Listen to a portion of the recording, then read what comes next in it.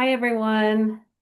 I'm Kathy D'Amato, and I am the staff person for the awards committee. It used to be the NAIOP Northern Virginia Awards Committee, but as you may know, we have just changed our name to Commercial Real Estate Development Association, Northern Virginia, or CREDA, Northern Virginia. So the awards, oh, and I realized that this still says NAIOP Zoom 1. That's funny. We haven't changed over our Zoom yet. Oops. Yeah. Let's add that to the list of things that still needs to be changed over. Anyway, welcome. Thank you for coming today to talk with us about the award submittal process. We have a lot to go over. I have a slideshow. I'm going to talk for a little bit, and then Sarah's going to talk. Sarah is a co-host of the awards committee, Sarah Kaplan with the M Group. Thank you Hello. for coming. Uh, Sarah is, as a co-host, got to sit in on the judging last year and see it from a totally different perspective from when she was actually submitting awards, when the M Group submitted awards. And I think she's got a lot to tell you about that. So Yep. anyway, all right, so here we go. I'm gonna today's agenda. We're going to start with our website and go over everything awards. Like everything awards is on our website. And then we'll do a little bit of behind the scenes and then we'll go for questions. And we kind of like to hold the questions till the end, but if you don't think you'll remember them, put them in the chat and we will get to them. And anyway, so there we go. So, oops, now I have to, sorry, go to the website. Oops. Right, stop sharing. Hold on a second. Okay, now I get to share again. Sorry, I got to go back to sharing right here.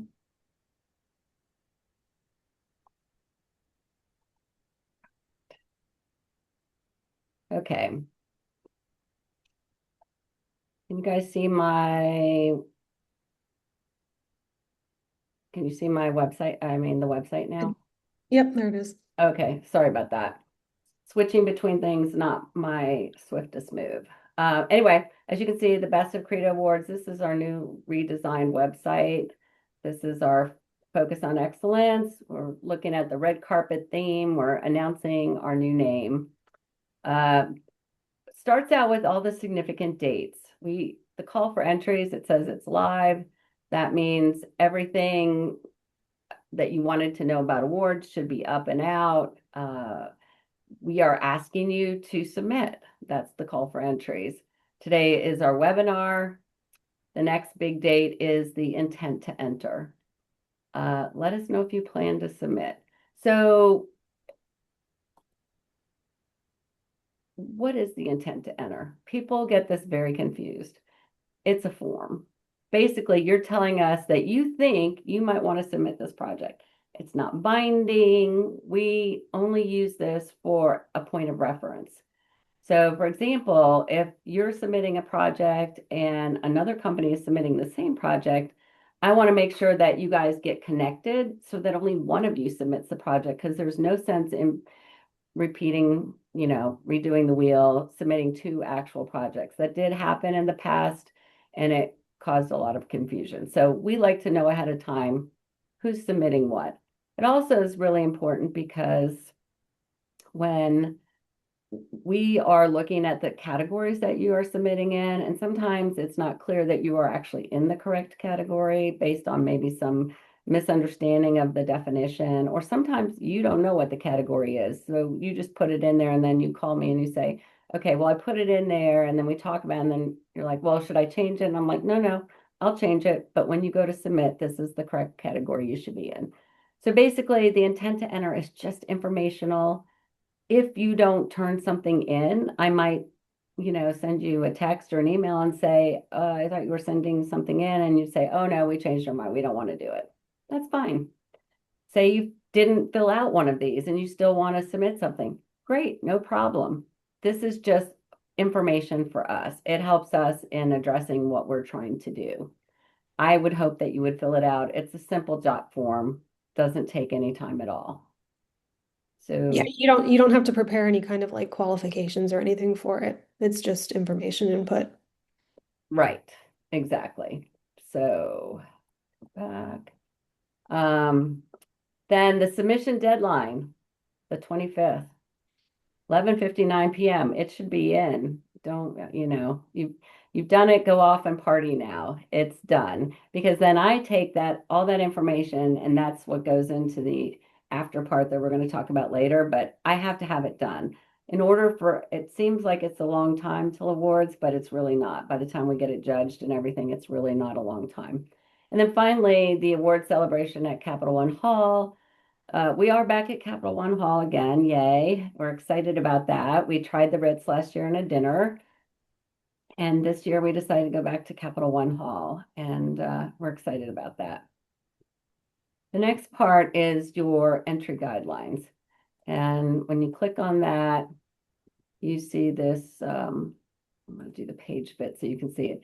You can see this lovely graphic document that Nagar in Sarah's office put together for us. Basically, it's got all the really important deadlines over here on the side, talks to why you should enter an award, why you should do this. I'm not going to go over that. The important part, eligibility. You have to be an AOP member to submit. Now, what do I mean by CREDA that? member. Huh? CREDA member. Oh, CREDA, sorry. Holy, a CREDA Northern Virginia member. So the good thing is if you were an app member, your membership automatically made you a CREDA member. Yep. But by this, for most events, when you sign up and you register, it's either you're a member or you work at a company where there's a member, but you're not a member and you pay the non-member price. For this thing, for awards submissions, if you are the person who's doing this submission and you have members at your company, then you're fine to submit. You do not have to go to a member in your company and say, I need you to submit this for me so that your name's on the contact form and your information's there. I don't want that. I'll find the member in your company. I don't want to be contacting the person who really has no clue what this submission is about. I want to talk to the person who submitted it. So very important. Put your contact information in there. You might not be the member, but if you have a member in your company, then you are good to go. And if you don't know if you have one in your company, then I think you should call me or email me and ask me because if you're not, and we would hate for you to do all that work if you're not, we can easily make you a member. It will cost you a little bit of money, but you would then be a member. So that number one is the most important. Number two, the project has to be in one of the jurisdictions that's down here. There's a lot of them. Don't send me something from DC, Maryland. That I know it's confusing. DC, Maryland does theirs at the same time, but we can't judge their projects. So just know it goes almost, I mean, it goes way out towards Winchester. It goes down to Stafford. You got a lot of room to work with here. And then three, your project has to be completed between April 1, 2025 and August 30th, 2026.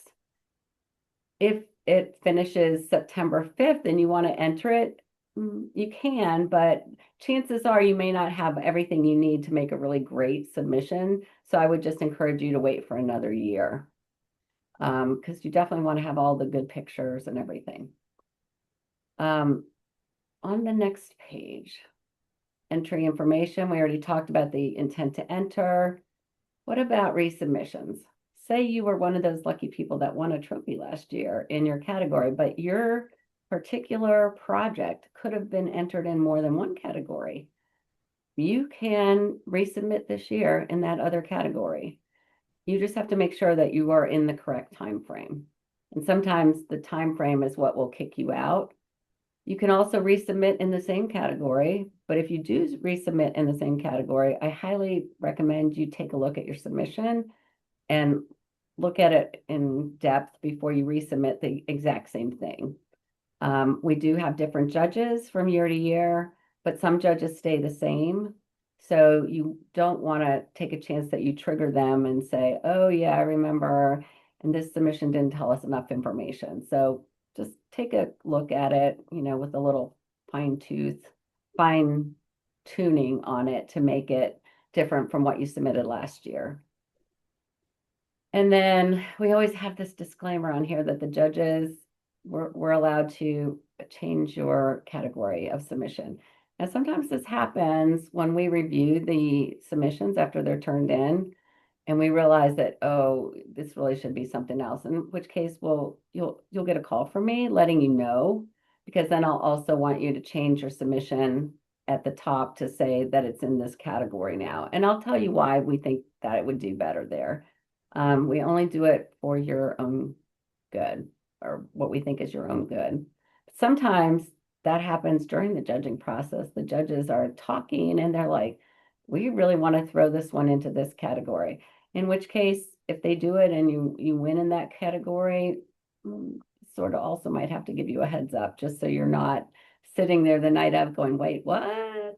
How is it that I'm winning in this category when I did not submit there? So anyway, which is an important point. We do not tell you if you win. You just should come to the event and see. But Mhm. I will give you a heads up if it got changed in a category, just because I feel like it's not fair for you to miss your moment in the spotlight just because we changed the category on you. Um, so the next part is about submission categories. And there's a lot under building. And then we have, of course, a couple under transaction, the sales and lease transactions. Everything I'm saying here doesn't always apply to lease and sale transaction. And so sometimes people who are doing those feel a little left out, but I encourage you to talk to me if you have questions about the information. Um, this one, in 2026, we have a new category called redevelopment plan. Basically, it's like master plan for a site that's being redone. As we are leading the nation, apparently, or at least that's what I've heard, in adaptive reuse, because we have a lot of old, antiquated buildings that no longer make sense, and we're looking at different conversion things. We already had a category for that in adaptive reuse, but we started looking at what goes beyond it, because sometimes it's not just a building. Sometimes it's a parcel of buildings that they're creating an entirely different use. Maybe they're going to create a mixed use and some residential, whatever. So that sort of site plan, redevelopment plan, sort of new master plan, the plan that might get submitted for rezoning. That's what we're looking for in this category, because there's a lot of this going on, and some of this stuff is just spectacular. Um, some of the different ideas that people are coming up with for their adaptive reuse. And And Kathy, does that one have to be built? it does not have to be built. Similar to master plan, you just have to, the plan has to be approved. And you have to sort of start doing something on it. You can't just have an approved plan and there's nothing happening, which is very similar for master plan. In master plan, you've got a kind of a 5-year window where things got approved, and not so much now, but been a lot of times when I've been doing this in the past that things got approved and nothing happened. No dirt was moved for years and years and years. And because of the economy, whatever. So it needs to be something that has seen some actual movement, whether it's redoing the roads, taking down the building, whatever it is, there has to be movement on it. Um, okay. Oh, the submission instructions. So I think these are pretty straightforward, but then again, I wrote them, so that doesn't mean anything to you. But I'm just saying the people on the committee have looked at it. People who have done the things have looked at it, and I think for the most part, they're pretty good. Now, where we might trip some of you up, I put in there about an optional 20-second video. Last year, we decided to try videos to see if that would help. for example, you could put in a little time lapse video of your building going up, or, if you're Just a walkthrough of the a space. walkthrough of the space, whatever. If it's something that Mhm. will help us get a better idea of the project, we welcome it, but do not make it longer than 20 seconds, please, because there's a lot to look at.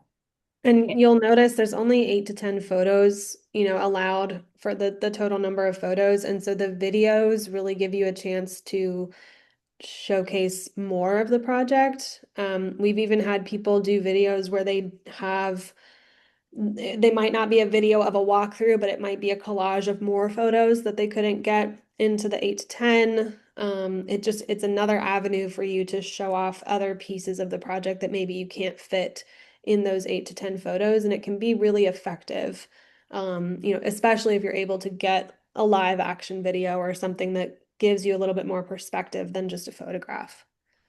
Right. I'm glad you said something about collages, because this is another thing. So you can do photo collages in your 8 to 10 photos, especially if you're doing before and afters. Do like a before inset and then the after, or whatever, to kind of showcase and get all of that in there. But when you're doing it, we want you to put pictures in your PDF, in your write-up, to go along with it. You can have different pictures in your 8 to 10 pictures, because those are the pictures we're going to draw from to use on stage if you're a winner. So you want to have good pictures there, but there also needs to be some link between the two. So don't just put 8 to 10 different pictures here and put other pictures in your PDF. Kind of make it a mix of both, so that there is some sort of continuity when people are looking at it, like, oh, yes, I saw that in this write-up. Because I will tell you, when we do the judges sit there in a room and we show them a PDF, I'm sorry, a slide deck first of all the projects from all the pictures in the category. It's a lot to look at. So it's really helpful to them if they can go back and kind of see them in the PDF. Yeah. The other point I was going to make, which was again brilliant, and this was just last year, somebody submitted a submission that had a QR code, and it was on the picture in the PDF. And when you opened up the QR code, it was a 360 view of the room in question. I thought that was amazing, because there's no way you can do a 360 view pretty much any other way. And so by being able to go into that and do that, I was like, that's amazing. And I really wanted that one to be one of our samples, but because of who the client was, they were not able to make it publicly available. But again, that they were thinking outside of the box. You can think outside of the box. Just make sure when you think outside of the box that it doesn't include the name of your company or something like that. And I will tell you where that shows up a lot of times. People will put in drawings, and the drawings will have the names of like the engineering firm or whatever. Kind of block that out if you can, because I'm not the best graphic designer to go in there and, with the black marker and take it out, so to speak. Um, so let's see, where was I in my notes? Um, yeah, so this is all the information. If you have questions about it, you should ask me beforehand. Oh, I know. Oh, please. Okay, so I know all of you guys take pictures in really high res. We're talking huge files because you do so much with them. Please do not send me the huge files. I have a limit there on how much, but I will literally get pictures that are so giant that I have to make them smaller. And I don't really want to do all that work. If you make them smaller for me, that would be great. The pictures should be nice enough to look good on a big screen, but it should not be so big that, I could take this data and do whatever I wanted with it. I don't want that. I want it to be, you know, what, I don't know. Just don't make it like 25 megabytes. I hate that. And so just telling you, please, please, please help me out. Um, I think that's it for the submission instructions. And then we get down here and it talks about photo tips, the judging criteria. There, we went over this last year and we tried to make it easier for you to understand and to talk about. But Yeah, I mean, a lot of this, Kathy, if I can just jump in, but with the judging criteria, it's design is subjective. We all know that. And, we're trying to provide kind of tips and tricks to help give, your project or your submission a leg up. The judging room is a pretty diverse group of individuals. So, and it changes year to year, but it's brokers, owners, architects, engineers. We've had professors or economic development or others that are in the room. So it's not just architects looking at it or just developers looking at it. So there's a lot of different viewpoints. So one of the things that we've talked about for submissions is when you're putting it together, make sure you have multiple people look at it who aren't necessarily familiar with it and kind of work as a team to put it together. You have your perspective of the project and what it is, but somebody else might be able to bring in a different perspective on kind of how it's coming across.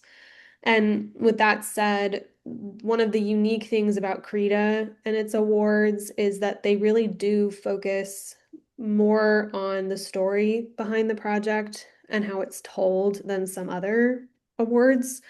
So yes, pretty pictures and videos and things are important. We that's definitely a resource in judging the projects, but they really do want to hear about the story of the project. So I know Kathy's probably going to show some examples later, but we've had projects in the past where you had two projects going up against each other that one was aesthetically probably better. Again, subjective, but if you just saw the pictures, that was one thing. But then when you saw the story of what this other space that may have seemed like it wasn't quite to the same level, when you saw its story about how it impacted the community and the things that they did to get the project there and the reuse of the space that they did end up building, that actually put it above the other project and it won. So it's really important to think about the story of your projects and how you convey that. And I do think that, like Kathy kind of mentioned earlier, having pictures in your document and making sure that those two things are balanced and talk to each other. So making sure that your text is kind of referring back to the images and we know what we're looking at. And that they don't feel like two separate projects or two separate things. And AI is a great tool. It is not the end all be all. Um, it's certainly helpful for drafting and brainstorming and what have you, but you want to make sure that again that you're reviewing this and getting that story across. Grammar is important. It's not, going to lose you a project if you don't capitalize something. But I will say if it's terrible grammar and it's like distracting to read and it's hard for people to get through, that is something to definitely pay attention to in your entries. And I think it just it's all about the balance of getting your story and your point across while being succinct. We don't want a whole diatribe about whatever the process was, but enough information that you are really able to get the judges to believe whatever it is that you're saying. well, and it's true. Like if you are doing it, if you're talking about this project in this way, and you don't show us any pictures or anything that's related to that, the judges are like, what do we do with this? We don't understand. They don't go and visit it. So they need to see everything right there in front of them. And they're not going to be able to spend hours on it. So, it has to come to the forefront pretty quickly. But I have heard them on many times going, we don't this not none of this makes sense. And so that's why I say, well, sort of like show this we always encourage you to do it as a team. You know, everyone that's on the team, your contractor, engineers, whatever, everyone should look at it and, you know, kind of meld their ideas together. But then you need to have somebody who has nothing to do with that project look at it, Yeah. like they're a kindergartner or something, and say, okay, well, this doesn't make any sense. I mean, I know as an architect what you're supposed to be doing, but that's not exactly what you're saying here. And so I always recommend that. It really, because you have different people reading it. Yeah. And I am not, despite having done this for a lot of years, I am not trained in any way for any of this. And sometimes I look at it and go, I have no idea what you just did there. Hmm. And I want to actually send it back to you before it even goes to judging, but then I'm like, no, let me not do this. But it's a true thing. I read it and I go, I don't know what you're doing here. So just Yeah, and in the judging criteria list, there's general things that they look at. So, concept, design, innovation, goals.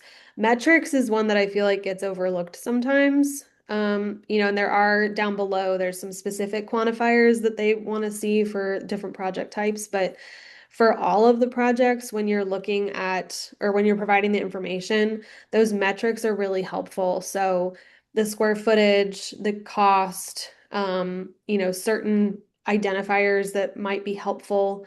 We've had projects, I know when I've sat in on judging, sometimes one of the things that put a project over another was that maybe they were pretty comparable in, aesthetic and story and all of those things, but one was able to do it on a really tight budget and the other, could kind of had carte blanche and went crazy. It's like, okay, well, yes, a lot of people could make a really great space for, $1,000 a square foot or whatever.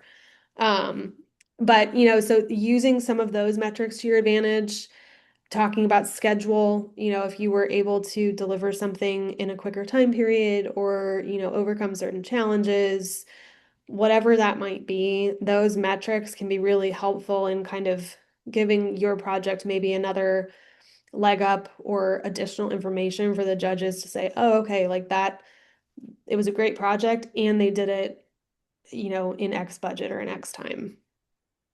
exactly. I'm always kind of shocked by some of the things that the judges choose. I mean, Hmm. I will honestly say several years ago, the I-66 transfer station one, and when I first reviewed that, I'm like, what is this? And why is it being entered? But the judges went crazy.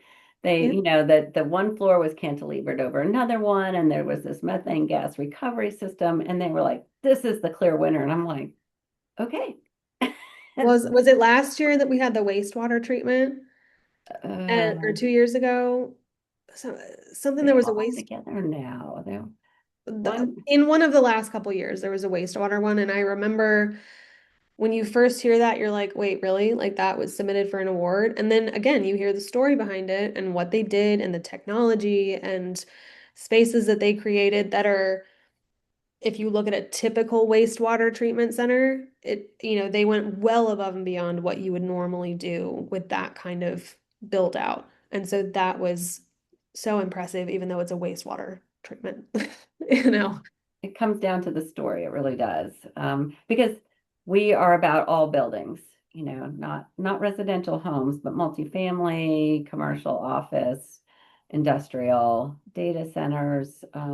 So data centers have their own metrics, you know, speed to market and whatever. But just make sure you have that in there. And if for some reason the costs are need to be confidential because of the client, you can put that in there.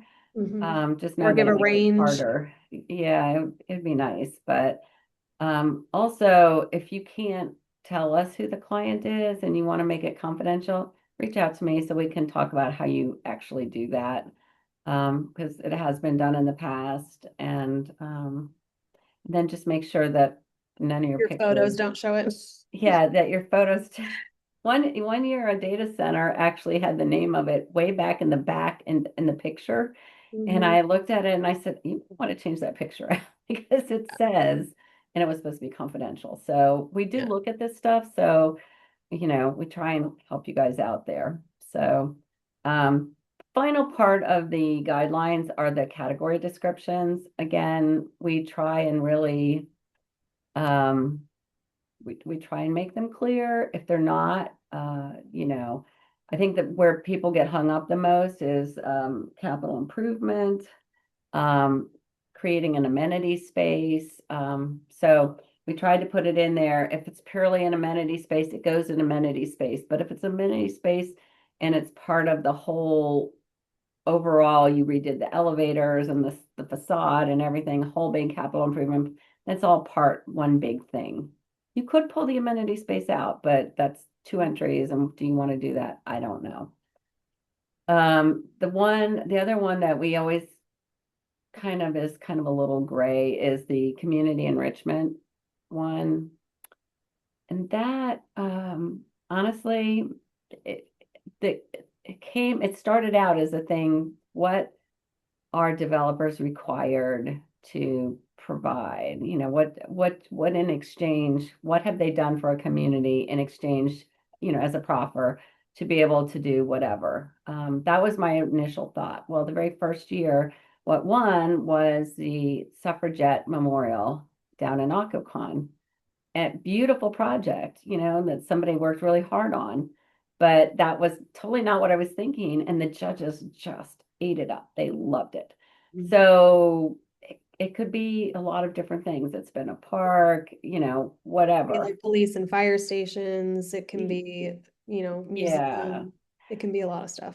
it can be a lot of stuff. But if you are on the fence about whether it's a build a suit or a community enrichment, let's talk about it. And I realized I didn't put my email in the slide, but you know what? It's on the confirmation. You can always reach out to me. So anyway, this is the end of all of the guidelines. And so at this point, before we go to the next part, I know I said hold questions, but is there anything like a burning question that somebody wants to ask? You can unmute and ask it right now. I love that we did such a great job on that, Sarah.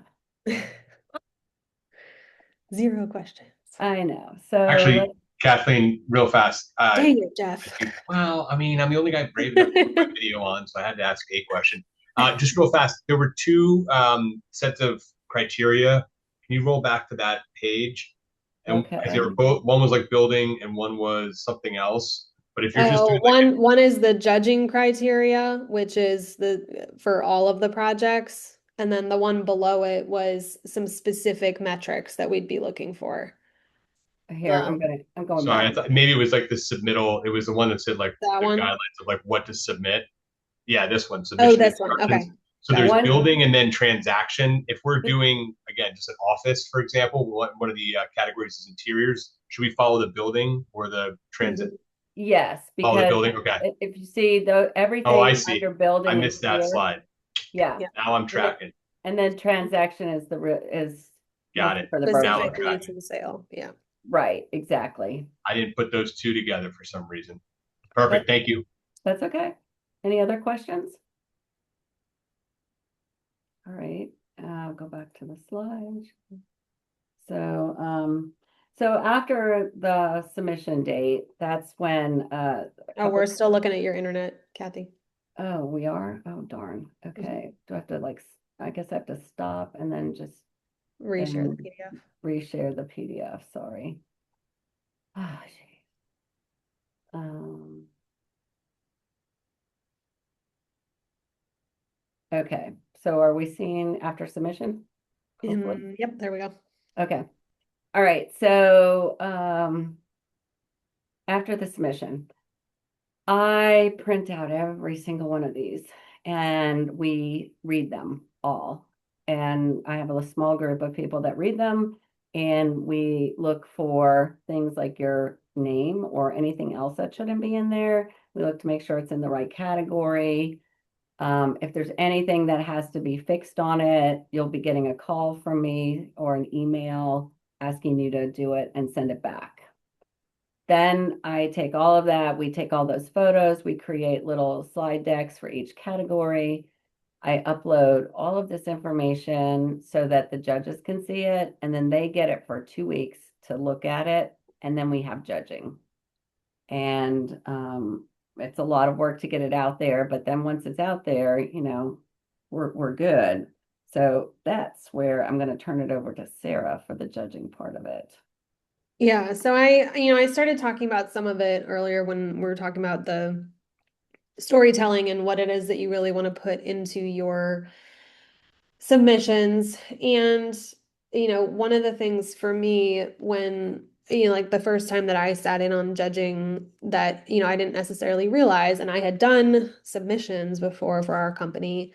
But, I didn't really account for how many different points of view there would be. So again, talking about having multiple people review your submission, there are people with, again, there's brokers, developers, architects, engineers, people that come from different backgrounds, on different types of projects in different geographic areas. We try to get people that are familiar with this area, but they may have experience elsewhere. And so there are a lot of different points of view, which just makes it that much more critical to make sure that your story and your submission are clear. Um, it's not a huge group of people, but there's a lot of conversation. They really talk through the details of projects. Sometimes they get into the weeds on things that you would never think that they get into the weeds on. And they're definitely interesting conversations, and sometimes it can be a really hard decision. They may have two projects that are kind of neck and neck as far as, like usually, when I've been in it in the past, if you have, let's just say 10 projects in a category, they're usually able to kind of whittle it down to the top three. And then it really, you know, that's where the level of detail and sophistication and storytelling in your submission is going to put you above the others, because that's where it really gets down to the details. It's rare, I would say, that we really have like a runaway category where we're like, oh no, clear winner, like, ignore everybody else. It usually gets down to a couple of projects where they really, try to figure out what sets them apart. And to Kathy's point earlier, in creating your stories and your submissions, um, we will go through and figure out, like, for example, the interior tenant spaces, there's always so many submissions for those. And so we kind of figure out, okay, what square footages do we need to carve this down into so that we're making sure that things are more apples to apples. We're not putting a 5,000 square foot suite against a 100,000 square foot suite. So again, making sure that you've got metrics and things in there so that we are clear on where your project needs to be in terms of being comparable to the others. But it's just because of how subjective design is and how diverse our judging group is, it's just really important to be clear in what it is that you're getting across. I was looking back through some of the comments that, we've seen in the past, and I won't say what projects they were specifically for, but, like there was one comment from a judge that said, I thought their design was from 20 years ago. Um, which wasn't a good comment to get, in what they were showcasing. Their write-up was actually decent, but, they didn't showcase it very well in terms of, the submission. And then things like, there was another one where they actually talked about how, it was for an office space, and they talked about how it had increased their office attendance by 49%, which isn't really a design metric, but it is something that the judges thought was really interesting, because that means that your design is, hitting a need for your employees, and it's having that, that effect of getting them back to the office. So sometimes it's metrics or information that maybe you don't think is, kind of the typical thing that you would put forward, like square footage and cost, but those other types of, stories and information, can make a difference in how the judges see those projects. I Can I talked. Oh yeah, I'm yeah, go sorry, ahead. but let me interrupt really quick. Yeah. You don't need to put in quotes from your client saying how much they love the project. Yeah. The judges don't care. Okay, just so you Yeah. know. I mean, that is just extraneous information that just detracts, and you could have maybe put something else in. So, Yeah. And again, it's with the photos being important, there was a quote for one of them where it said, you know, they talked about how innovative they were, but I don't see anything innovative. Like the photos, you know, the words can only do so much, but it's like, okay, I'm not seeing any of that in the photos. So, you know, making sure that you're capturing what it is that you're trying to say, and that it really it comes across that way. You know, again, it's not you're not going to win for having the prettiest colors or you know, the best material. But if you talk about how you had to do some crazy rigmarole to get this piece of marble from, you know, Italy, whatever, you know, that can have an impact. You know, those stories are really interesting for the judges to read. Um, so, you know, just again, it's have as many eyes as you can review things. The makeup of the judges changes year to year. So, but it's still always a diverse group, but it's, you know, typically not the same people over and over. So it's fresh eyes that are seeing them. It's not going to be the same ones that judged last year, which is kind of nice. So, you know, I think I'm trying to think if there's anything else that I didn't say. Oh, well, just make sure you read the criteria, like Kathy was saying, of the things that you need to include, things not to include. That's just going to make everybody's lives easier, and, you know, the formatting and all of those pieces, because then you're not going to have to do double the work, you know, to kind of get it over the finish line. But, you know, I think those are kind of the big things, with the yeah. judging. Oh, and it's all kind of consensus by the judges. So they vote on it, they talk through it. Occasionally, you know, we'll have it's not necessarily set in the beginning, but there may be an award of excellence and an award of merit if there was kind of a really close second place. Although we don't necessarily formalize that in the beginning, but it's all through the conversation of the judges. And, you know, if they get it down to two and they can't, you know, pick a winner, then sometimes there's multiple or there's that merit space as well. So um that's kind of how that process goes. And I just wanted, because I realized what I skipped over when I finished with the guidelines, is I did put some sample entries on here. Mhm. Hopefully you can see that. Oh Uh, yeah, the district pump station. I think that was the one I was talking about. yeah, so we have some sample entries, and I'll just open that one up. So basically, they all have a cover sheet that basically says, this is why I picked it for this. Net the sample costs, the the sample entries do not have the cost. They have all been redacted out. That does not mean you leave yours out, okay?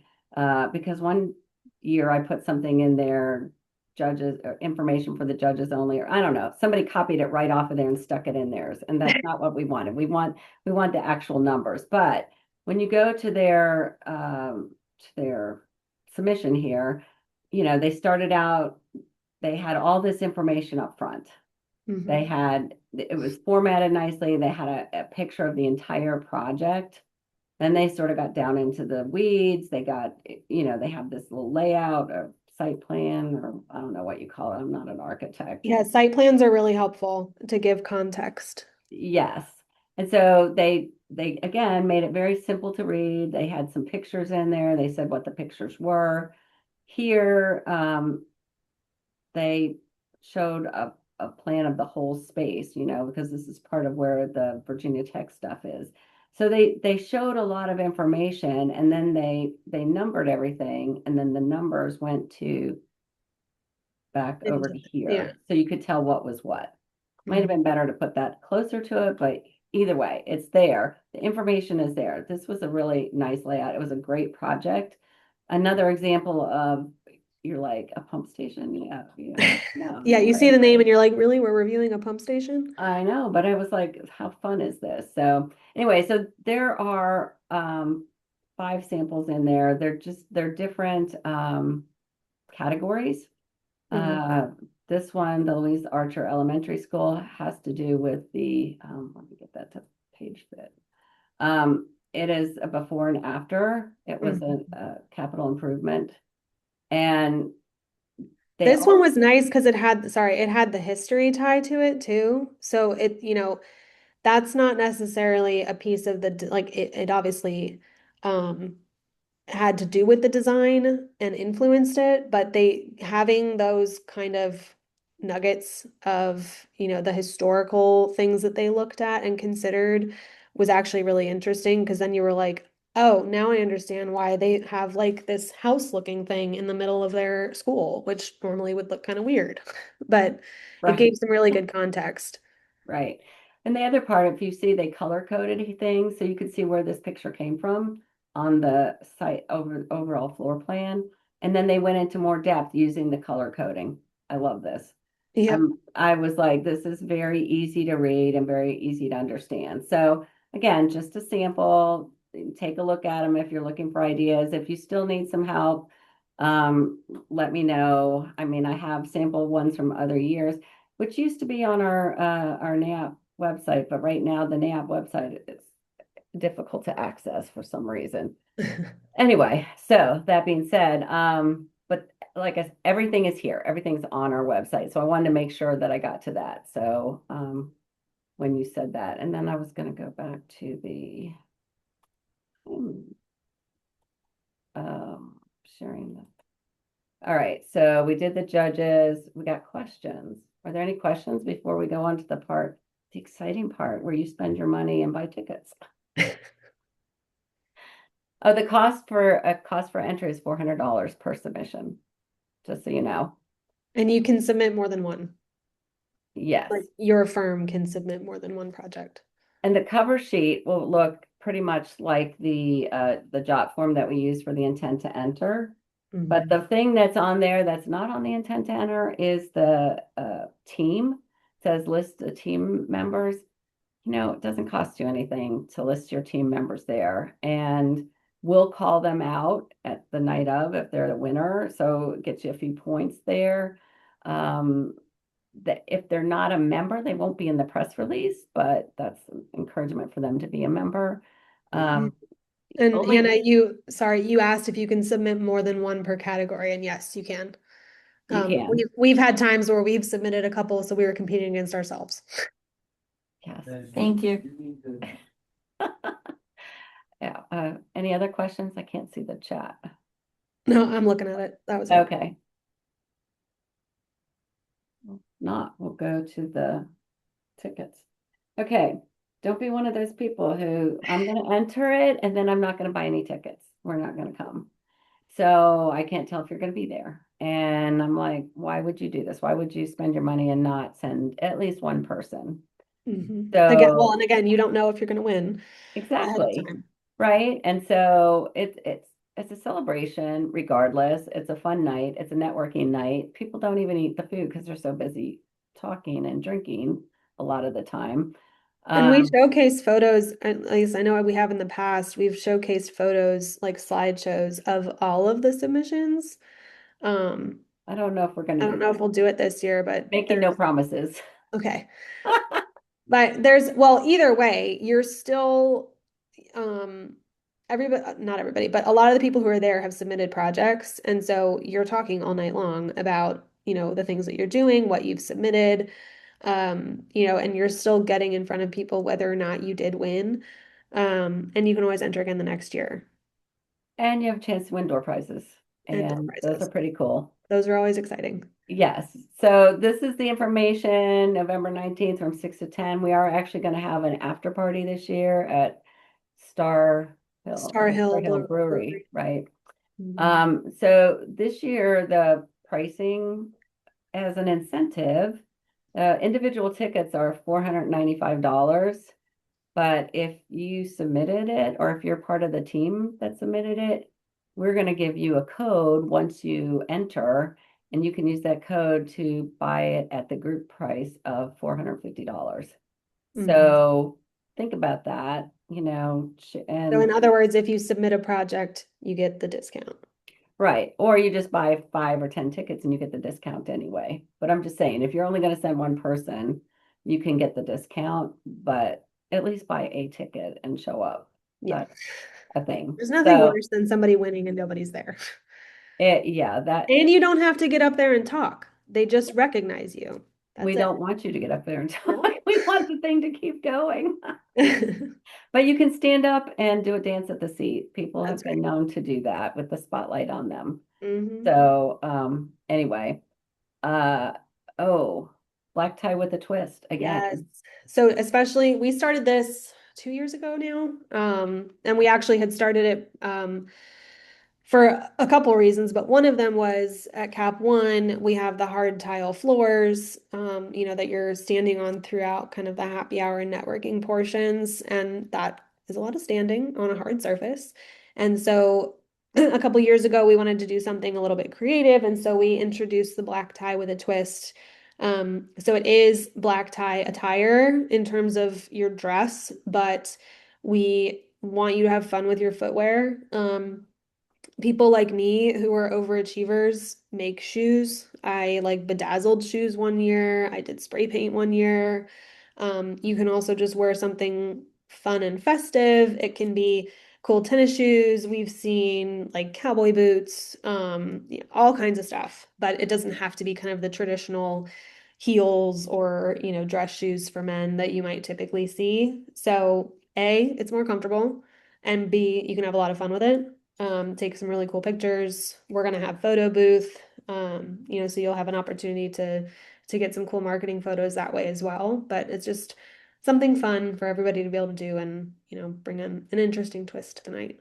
It's really hard to stand on the floor with heels, Yes. and actually a lot of the men have Even said a lot of the similar dress things. shoes, the hard Yeah, heels. a lot of men have said, this bothers my back to stand on it. So wear your comfy shoes. I mean, Right. it's just that's the thing. But it is black tie, so or black tie. Yeah. So that's pretty much it. I don't think there's anything else that we've forgotten about. Sponsorships. Oh, Uh, sponsorships aren't up on our website yet, but they will be soon. We're working on our sponsorships. We've come up with some new ones this year, and we're still trying to figure out the pricing based on what the caterer is telling us. So, um, be stay in tune. I see Hannah Snyder on here. Um, Pisano has been well known for being a door prize sponsor and has done some very cool videos. If you've never been and seen one of their videos, they're epic. So challenges out there, Hannah. I know it's high stakes for us. We gotta be better than every year before. That's But hard. we like this challenge though. All right, great. So we hope you will consider a sponsorship like that. I mean, it's really for the small amount of money that you pay to be a sponsor. The door prize one is probably one of the best Mhm. ones. Um, I think we're going to have an espresso martini bar, is what I heard. And so hopefully that's going to stay the same. So lots of great things coming. We hope to see you at awards. If you have any questions, again, reach out to me. You've gotten the information, you know, uh, from my email, but you can reach out. I'm happy to talk to you about it. I've been in charge of this since 2010. I worked on it several years before that, and so I have a pretty good sense of, some of the things that you might be asking. So that's it. Nothing else. Thank you, Sarah, for helping me out. I appreciate it. Sarah is, I, as the co-chair, I have to give her a lot of kudos because she does a lot of work. And if you think about wanting to be on our awards committee, next year, it's kind of hard to join in the middle of the year, but if you want to be on it next year, think about it. We do fun things. So anyway, with that, have a good rest of your day. Thank you. Thanks, Thank guys. Appreciate it. you. Okay, bye.